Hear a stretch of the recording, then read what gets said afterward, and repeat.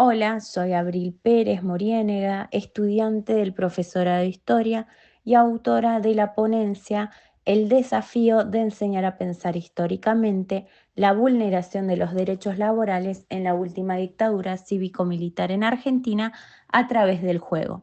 Las tensiones que enfrenta el profesor o profesora orientador. Esta ponencia tiene como objetivo reflexionar acerca de mis prácticas docentes realizadas en el mes de octubre en el Colegio Pablo VI de la ciudad de Neuquén. Mis prácticas docentes se desarrollaron en el tercer año División A del Colegio Pablo VI de la ciudad de Neuquén en la materia Educación Cívica. La misma cuenta con 80 minutos semanales y fui acompañada del profesor coformador Santiago Dana. El curso en el que trabajé cuenta con 32 estudiantes. Durante el transcurso de mis prácticas docentes, el profesor coformador me asignó como tema a trabajar los derechos humanos en Argentina. Es por ello que decidí elaborar la unidad número 3 titulada La vulneración de los derechos laborales en la última dictadura cívico-militar en Argentina desde 1976 a 1983. La misma se elaboró y se trabajó a partir de una dimensión económica y tuvo como finalidad analizar las causas políticas e ideológicas de las resistencias obreras en la última dictadura cívico-militar argentina para entender a los derechos humanos como conquistas históricas. Para comprender la unidad número 3, trabajé en el transcurso de las clases con conceptos claves, los cuales fueron movimiento obrero, sindicato, derechos laborales, derechos humanos, lucha obrera, resistencia, dictadura y conquistas históricas. Durante el transcurso de las 4 clases dictadas en tercer año A del Colegio Pablo VI en Educación Cívica, se buscó trabajar la unidad didáctica anteriormente presentada a partir de el movimiento obrero como actor social clave desde el primer peronismo hasta la última dictadura cívico-militar. A su vez, trabajar en la importancia del movimiento obrero está relacionado a lograr que los estudiantes conciban a los derechos humanos como conquistas históricas, que no solamente sucedieron en el pasado, sino que actualmente siguen estando vigentes. Para cada clase elaboré un material didáctico diferente, con el objetivo de comprender los cambios y continuidades en el periodo histórico trabajado en relación al movimiento obrero. En la primera clase se trabajó con imágenes a través de las cuales se les iban preguntando y repreguntando al estudiantado para su comprensión.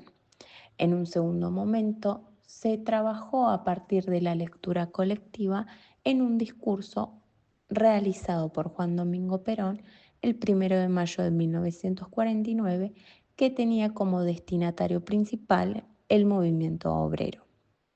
En un tercer momento, se les propuso al estudiantado realizar una carta en la cual se posicionen en el lugar de un trabajador argentino que le comente a un familiar del exterior las posibilidades y los derechos laborales obtenidos en la Argentina y los inviten a venir a vivir al país.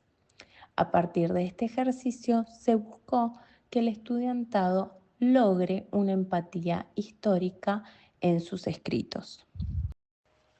En el tercer encuentro se buscó trabajar en 3 conceptos principales.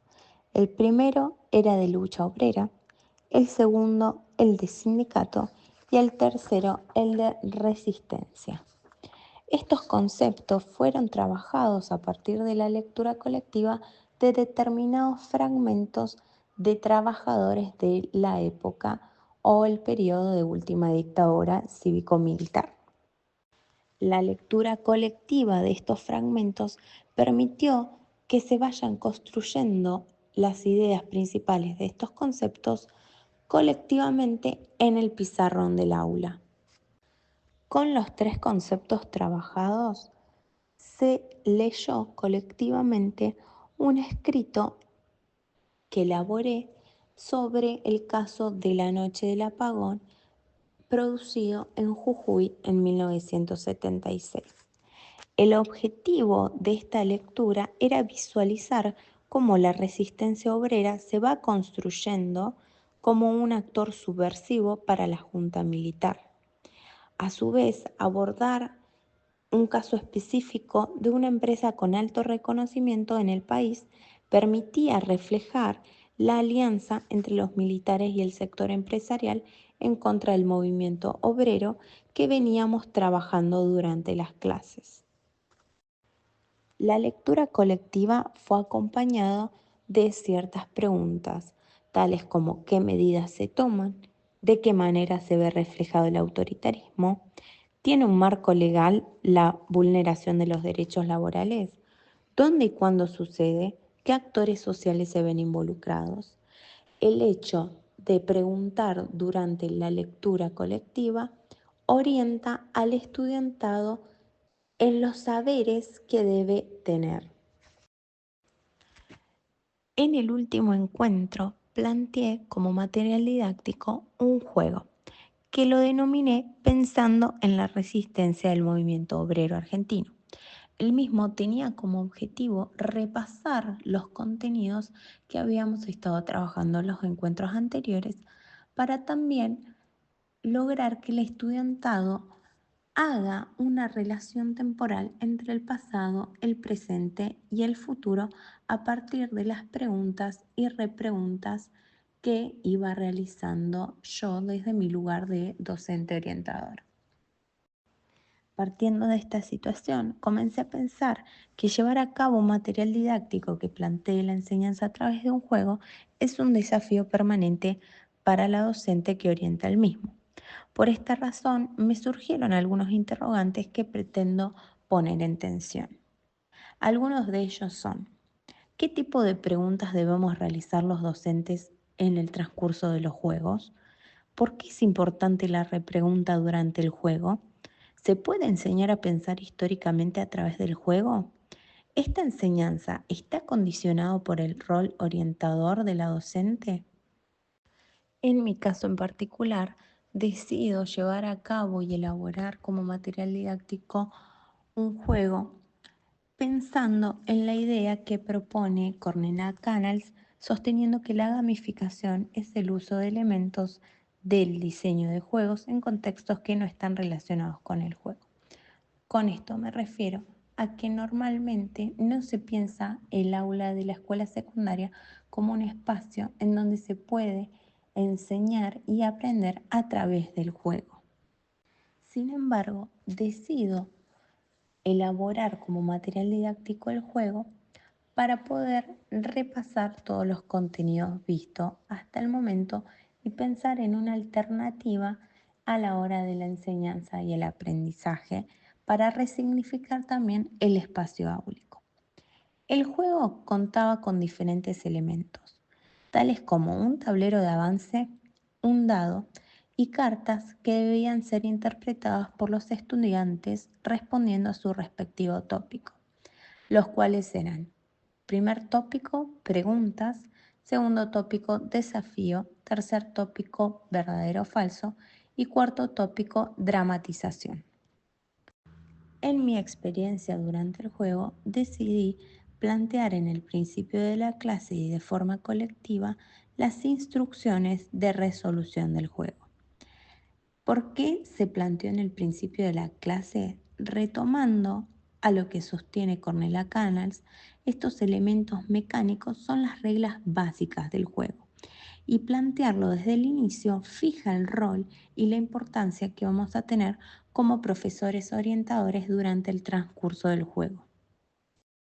A su vez, es relevante la narrativa que se realiza en el proceso del juego por parte del docente orientador, debido a que retoma el contenido trabajado en las clases anteriores y esto permite construir al estudiantado relaciones temporales entre el pasado, el presente y el futuro. Sin embargo, para que esta situación pueda surgir, la pregunta y la repregunta por parte de nosotros como docentes orientadores es de gran relevancia.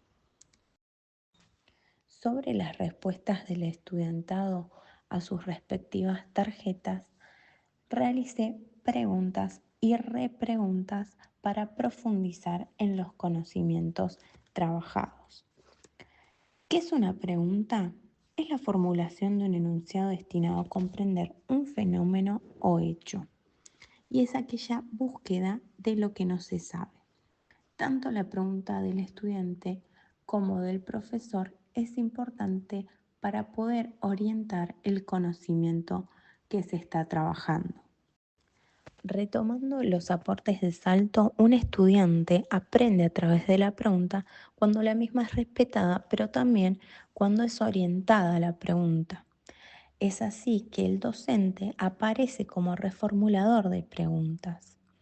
Algunos ejemplos de las preguntas y repreguntas realizadas a los estudiantes de tercer año A del Colegio Pablo VI son los siguientes.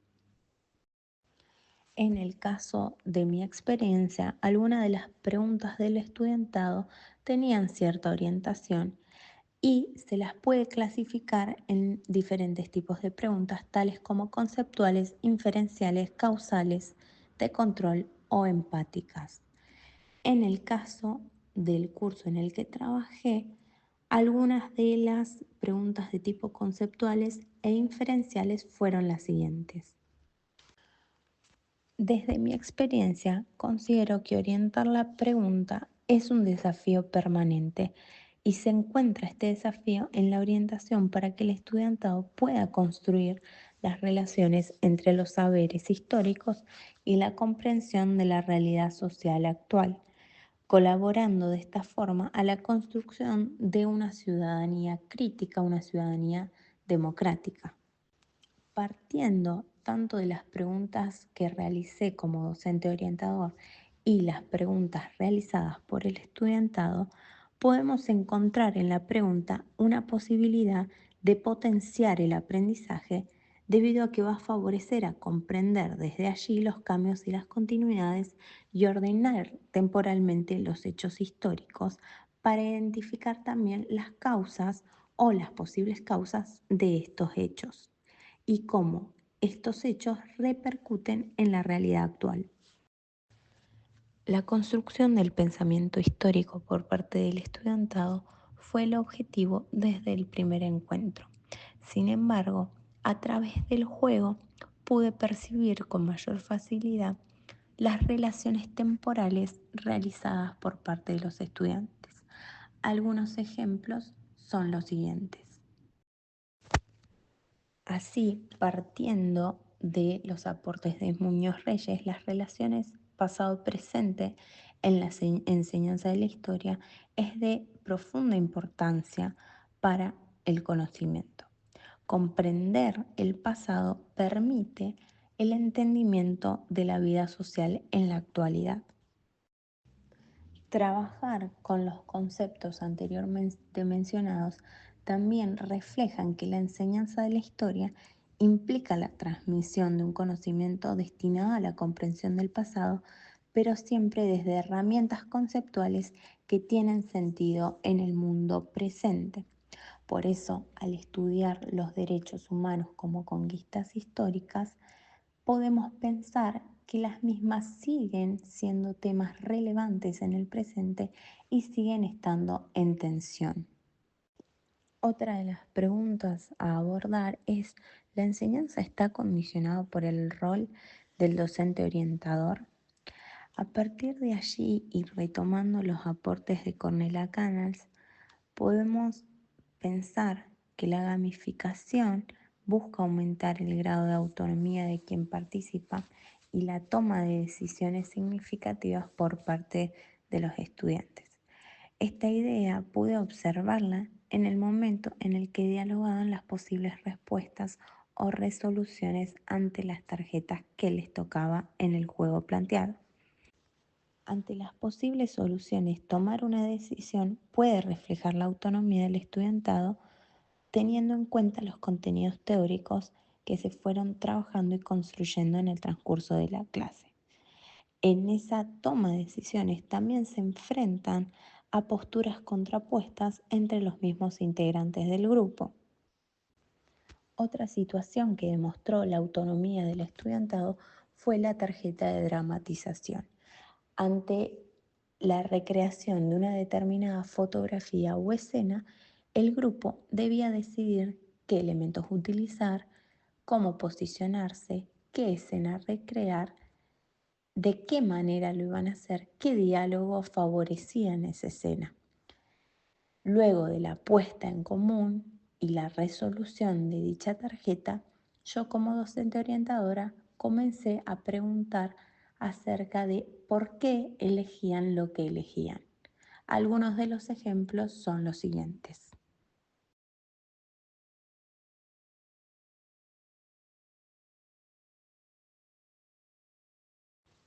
Para finalizar, y a partir de lo compartido desde mi experiencia de la práctica docente, considero que es necesario pensar en el aula distintos tipos de materiales didácticos para llevar a cabo la construcción del pensamiento histórico. El juego como tal permite resignificar el espacio áulico y permite también percibir de qué forma ve el estudiantado los contenidos teóricos que se van trabajando clase a clase y cómo pueden relacionarlos con la actualidad. A su vez, la elaboración de un juego como material didáctico significó un desafío constante en mi práctica docente porque debía generar preguntas, repreguntas y otorgarle veracidad y resolver dudas que surjan al estudiantado con respecto a posibles anacronismos, dudas sobre el contenido o dudas sobre el periodo. Por ende, esto significaba tener firmemente el contenido teórico como docente de historia.